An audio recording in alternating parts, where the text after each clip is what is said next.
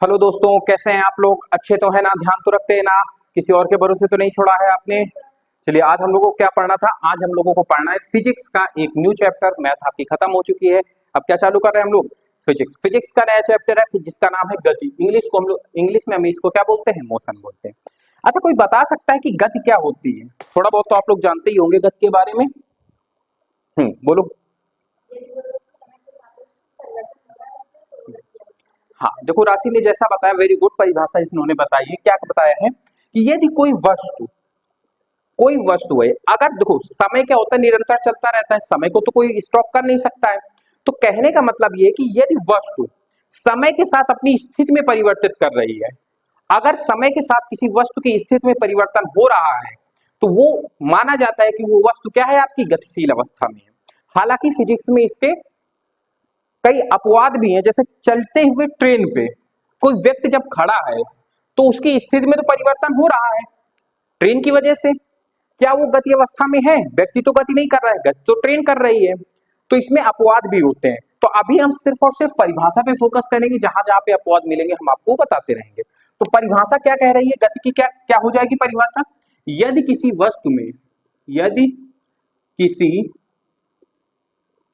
वस्तु की स्थिति में अब समय के साथ बोल दो या समय के सापेक्ष बोल दो, बात दोनों एक ही है। ठीक है, तो क्या ज्यादा लिखना अच्छा रहेगा, समय के सापेक्ष या समय के साथ?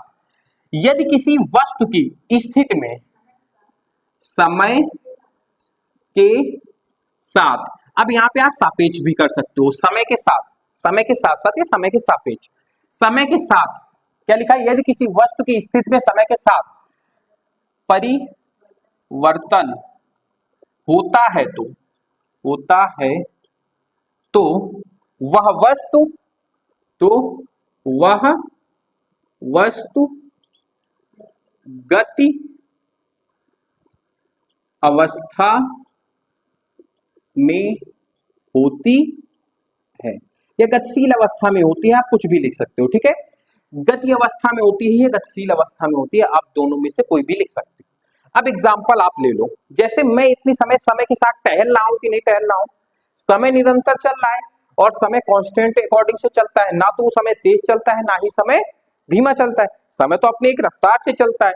तो उसी रफ्तार से अगर वस्तु की स्थिति में, जैसे मैं अभी स्थिति में हूं, मेरी एक ही स्थिति है ऐसे, ठीक है, तो क्या मैंने अपनी स्थिति बदली? नहीं बदली। तो मैं अभी विरामावस्था में, मतलब रेस्ट की अवस्था में हूं।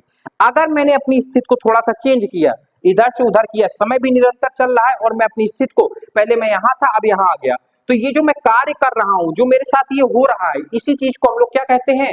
गति कहते हैं। और गति कुछ नहीं होती है, बस समय के सापेक्ष उसकी स्थिति में परिवर्तन को गति कहा जाता है। सिंपल सा फंडा है। ठीक है, इतनी चीज आपको समझ में आई कि गति की परिभाषा क्या होती है। अब आपको गति तो समझ में आ गई, परिभाषा समझ में आ गई। अब आपको यहाँ पे दो चीजें समझनी है। क्या? विरामावस्था क्या होती है और गति अवस्था क्या हो जाती है। तो विरामावस्था, जिसको इंग्लिश में कहते हैं रेस्ट ऑफ मोशन कहते हैं, और गति अवस्था को rest of state of rest कहते हैं। ठीक है, और गति अवस्था को क्या कहते हैं? स्टेट ऑफ मोशन कहते हैं, है ना। तो विरामावस्था क्या होती है? जब वस्तु तब नहीं हो रहा, उसकी स्थिति में कोई परिवर्तन नहीं हो रहा है, तो वो क्या हो रही है? वस्तु विरामावस्था में है। तो इसकी परिभाषा क्या लिखेंगे? जब वस्तु की स्थिति में समय के साथ, समय को मत भूलना क्योंकि समय ही सब कुछ कराता है हमसे। जब वस्तु की स्थिति में समय के साथ कोई परिवर्तन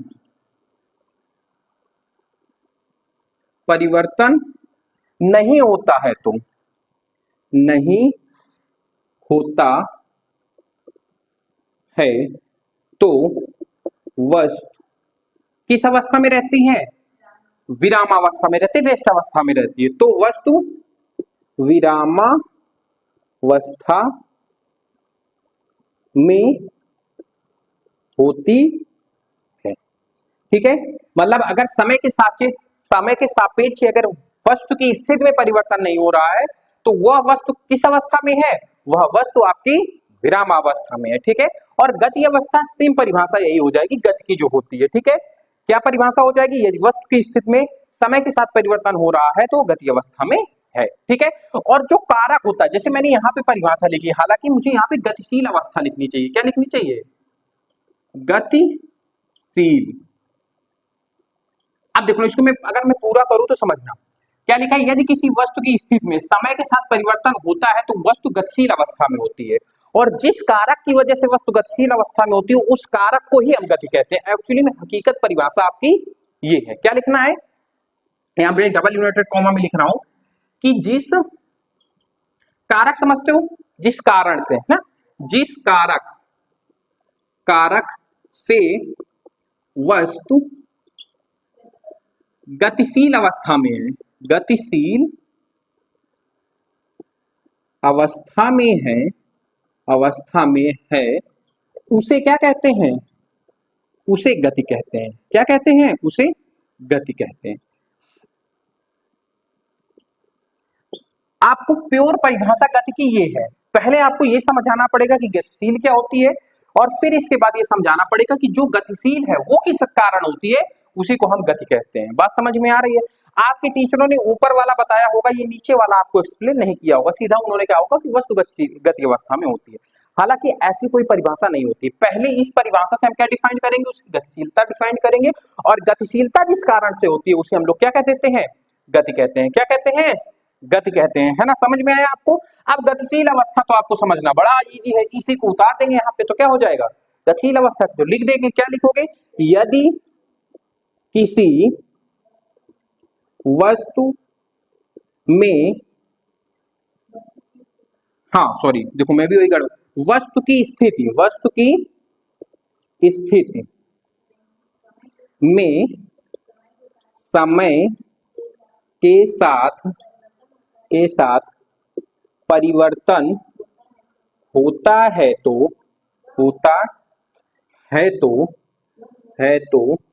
वह वस्तु गतिशील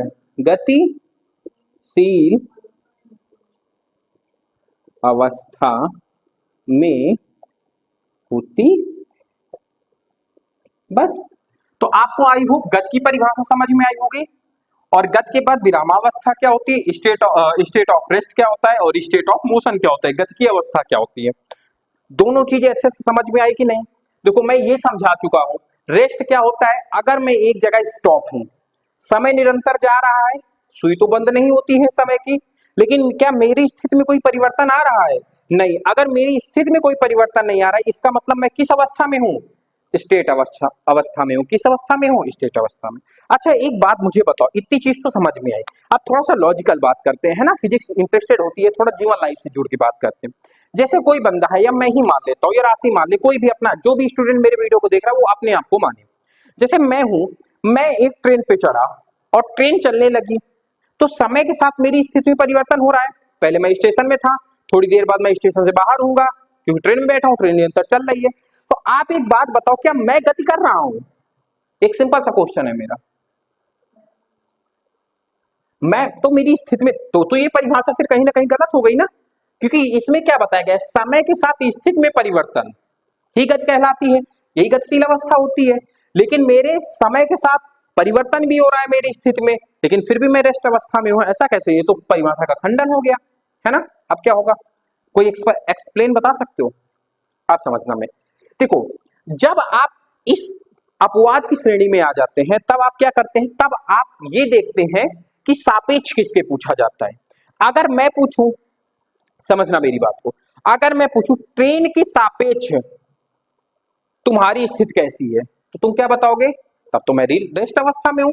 मैं ट्रेन की सतह से मैं पूछूं तो मैं किस अवस्था में हूं, ट्रेन के सापेक्ष मेरी स्थिति विरामावस्था की है। किस स्थिति में हूं, विरामावस्था। लेकिन यहीं पे आपसे पूछे कि धरातल के सापेक्ष आपकी स्थिति कैसी है, धरातल का मतलब पृथ्वी, जहां पे ट्रेन दौड़ रही है, वहां पर आप गति अवस्था में हो जाएंगे, क्योंकि ट्रेन की जो सतह है, जहां पे आप खड़े हैं या जहां पे आप बैठे हैं, वहां पर कोई चेंज नहीं हो रहा है, तो आप क्या मानोगे, विरामावस्था में। इस प्रकार से जब क्वेश्चन बनता है तो आपको पूरा एक्सप्लेन करके बताना होता है। कैसे बताओगे कि यदि ट्रेन के सापेक्ष कोई मेरी गति पूछेगा तो मैं क्या बताऊंगा, मैं बताऊंगा कि मैं विरामावस्था में हूं। और यदि कोई बंदा मुझसे पूछता है कि धरातल के सापेक्ष या जमीन के सापेक्ष आप ये बताओ कि आपकी स्थिति कैसी है, तो आप क्या बताओगे, मोशन में हो, क्योंकि आप धरातल से तो स्थिति चेंज कर रहे हो ना। पहले आप रेलवे स्टेशन पे थे, फिर खेत खलियान में आए, फिर नदी पे आए, फिर कानपुर पहुंचे, फतेहपुर पहुंचे, तो आप जमीन तो चेंज कर रहे हो ना, आपकी जमीन तो चेंज हो रही है ना। वो अलग बात है कि आप स्टेबल हो एक जगह पे, आप जिस पर सवार हो वो अपनी मोशन में है। तो सापेक्षता का नियम आप याद रखना, जिसके सापेक्ष पूछी जाए उस हिसाब से आपका आंसर बदलेगा, ठीक है। ट्रेन के सापेक्ष पूछे आप विराम अवस्था में है, धरातल के सापेक्ष पूछे तो आप गति अवस्था में। समझ में आया? I hope. गति से यही कुछ बनते थे, नोट कर लो। फिर पार्ट ऑफ मोशन पढ़ते हैं, मोशन के भाग या फिर कितने प्रकार के मोशन होते हैं, नोट कर लो, फिर बात करते हैं आगे। चलिए दोस्तों, अब बात करते हैं हम लोग, अभी हमने आपके बारे में बताया था क्या, गति की सापेक्षता, सापेक्ष बताए थे ना। फिर इसके बाद हम गति के प्रकार पढ़ेंगे, 4 प्रकार की गतियां आपके बारे में आपके सिलेबस में है। गतियां और भी प्रकार की होती हैं, ठीक है, परेशान आपको नहीं होना है। एक और रह गई है शायद, घूर्णन गति, सॉरी, यहाँ पे आप 5 कर लेंगे क्या, घूर्णन अथवा वक्र रेखीय गति, ठीक है। तो ये कुछ इस प्रकार की आपकी गतियां हैं, 5 प्रकार की गतियां हैं। सबसे पहले पढ़ते हैं हम लोग गति की सापेक्ष, ये क्या होता है। देखो, एक चीज तो मैंने अभी आपको बताई थी, एग्जाम्पल में बताया था मैंने, सापेक्षता क्या होती है, जब एक ही वस्तु गति अवस्था में और विरामावस्था में दोनों में होती है, मतलब या तो वो विरामावस्था में है या गति अवस्था में, हम डिफाइन नहीं कर पा रहे हैं, तो वहां पे हम किस गति का प्रयोग करते हैं, गति की सापेक्षता के। तो परिभाषा क्या लिखोगे, जब कोई वस्तु विरामावस्था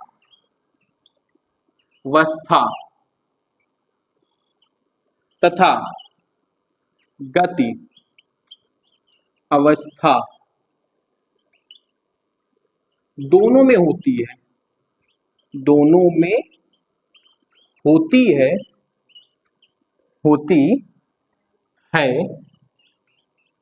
तो वहां गति की सापेक्षता होती है।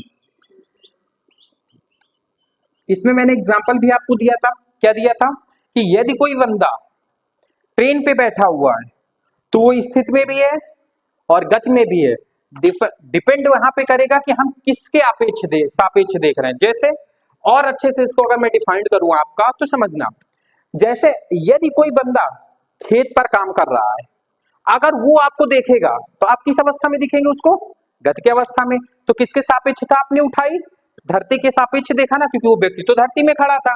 तो वहां पे आप क्या कहोगे, पृथ्वी के सापेक्ष, पृथ्वी को देखते हुए जब मैंने धरातल को देखते हुए, हाँ आप ये भी बोल सकते हो, पृथ्वी धरातल को देखते हुए जब हमने सामने वाले को देखा, जो ट्रेन पे बैठा हुआ बंदा फोन से बतिया रहा है, वो किस अवस्था में है आपका, गति अवस्था में रहेगा। जब आप धरातल में बैठ के देखेंगे तब, मतलब किसान खेत में काम करेगा, ट्रेन बगल से निकलेगी, तो जितने भी बंदे उसमें बैठे हैं उसको कैसे दिखेंगे, गति अवस्था में दिखेंगे। किस अवस्था में दिखेंगे, गति अवस्था में देखेंगे। अब वहीं पे आप देखो, ट्रेन पर यहाँ पे भौजी बैठी हैं, यहाँ पे भौजाई बैठी हैं, अब दोनों एक दूसरे को देख रही हैं, भौजी भी रेस्ट अवस्था में है, भौजाई भी रेस्ट अवस्था में है, क्या इन दोनों के सापेक्ष आपका गति दिखेगी उनको, तो ये दोनों एक दूसरे के सापेक्ष कैसे बैठी हुई हैं, विरामावस्था में। लेकिन वहीं पे देवर जी देखेंगे कहां पे, खेत में काम करते हो, कि भौजाई ट्रेन से जा रही है, तो किस अवस्था में दिखेगा इनको, गति अवस्था में। तो सापेक्षिक गति आपको समझ में आई, एक ही वस्तु स्थिति दोनों चेंज होती है, कभी आपको विरामावस्था में दिखेगी तो कभी आपको गति अवस्था में दिखेगी। तो आई होप आपको ये बढ़िया समझ में आ गया होगा। अब हम गति के प्रकार के बारे में डिस्कस करेंगे, टाइप ऑफ मोशन के बारे में बात करेंगे। 5 प्रकार के मैंने गतियां लिखी हैं। पहला होता है रेखीय गति या रैखिक गति इसको बोलते हैं, ठीक है। दूसरा होता है एक समान वृत्तीय गति, जब हम वृत्त में गति करते हैं, जैसे आप देखा होगा साइकिल देखा है कभी आपने, या फिर साइकिल तो सबने ही देखी होगी, मौत का कुआं देखा होगा कभी मेले में आप जाते हो, तो मौत का कुआं नीचे पतला रहता है, ऊपर आके चौड़ा हो जाता है। जैसे आपका शंकु होता है, शंकु ऊपर पतला होता है नीचे मोटा होता है, उसी को उल्टा कर दो, नीचे पतला ऊपर, इस तरीके से। तो वो क्या करता है, जो खेल दिखाने वाला होता है वो नीचे से एक ऐसा रपटहू टाइप का बना होगा, ऐसे चढ़ाता है और बहुत तेज से साइकिल घुमाता है। तो वो कौन सी गति कर रहा होता है, बार बार बार बार बार यही वृत्तीय गति कर रहा होता है, वृत्त के आकार में गति कर रहा होता है, तो उसको क्या कहते हैं, वृत्तीय गति। अच्छा, रैखिक गति क्या हो जाती है, रैखिक गति या लीनियर मोशन जिसको हम लोग इंग्लिश में कहते हैं, क्या होता है, वो एक सीधी रेखा में जब आप गति कर रहे होते हो तो उसको हम लोग क्या कह देते हैं, रैखिक गति कह देते हैं, ठीक है, लीनियर मोशन कह देते हैं या फिर रैखिक गति कह देते हैं। तो ये दोनों समझ में। अनियमित गति क्या होती है, टेढ़ी मेढ़ी गति जब हम कर रहे होते हैं। दोलन गति क्या होती है, जब एक ही पथ में आप बार बार गति कर रहे हो, जैसे आपके घड़ी का जो मतलब क्या बोलते हैं उसको, पेंडुलम जो होता है वो बार बार ऐसे ऐसे गति करता है ना, वो एक ही चक्कर में अपनी पूरी जिंदगी खपा देता है, इधर से उधर उधर से इधर। तो कौन सी गति कर रहा होता है, आपका दोलन गति, दोलन गति कर रहा होता है। घूर्णन गति या वक्रीय गति क्या होती है, जैसे पृथ्वी हमारी कौन सी गति कर रही है, ऐसे ये कौन सी गति है हमारी, घूर्णन गति है। कौन सी गति है, अच्छा हमारी पृथ्वी कितने प्रकार की गति करती है, एक जनरल सा क्वेश्चन। हमारी पृथ्वी दो प्रकार की गति कर रही होती है, एक वृत्तीय गति करती है और एक घूर्णन गति करती है। ऐसे वाली गति करने पे दिन और रात होते हैं, और जब ऐसे ऐसे सूर्य का चक्कर लगाती है, दीर्घ वृत्ताकार में लगाती है, तो क्या होते हैं, हमारी ऋतुएं चेंज होती है। क्या होती हैं, ऋतुएं चेंज होती है। ऋतु को समझते हो, लड़की का नाम नहीं है बेवकूफों, ऋतु मतलब आपका मौसम के बारे में। हाँ, जो आप सोचा अरे ऋतु कहाँ से चेंज होने लगी, आपका क्या हो जाएगा, मौसम हो जाएंगे, गर्मी सर्दी और बरसात। समझ में आया आपको कि नहीं समझ में, बढ़िया मजा आ रहा है ना मोशन पढ़ने में। नोट कर लो, फिर नेक्स्ट क्लास अगले दिन रखते हैं। आज के लिए इतना, आज पहला दिन था, ठीक ठाक पढ़ा दिया है। इसी को पढ़ के आइएगा, अच्छे से पढ़िएगा, जो एग्जाम्पल बताए हैं उनको दिमाग में रखिएगा। यकीन मानिए अगर आप हमारी बातें लिख नहीं रहे हैं और केवल कान से सुन रहे हैं तो भी आपको पेपर में काफी मदद मिलेगी, क्योंकि एग्जाम्पल बड़े फाड़ू होते हैं। ठीक है, नोट कर लो, फिर नेक्स्ट बात करते हैं नेक्स्ट क्लास में। धन्यवाद साथ बने रहने के लिए।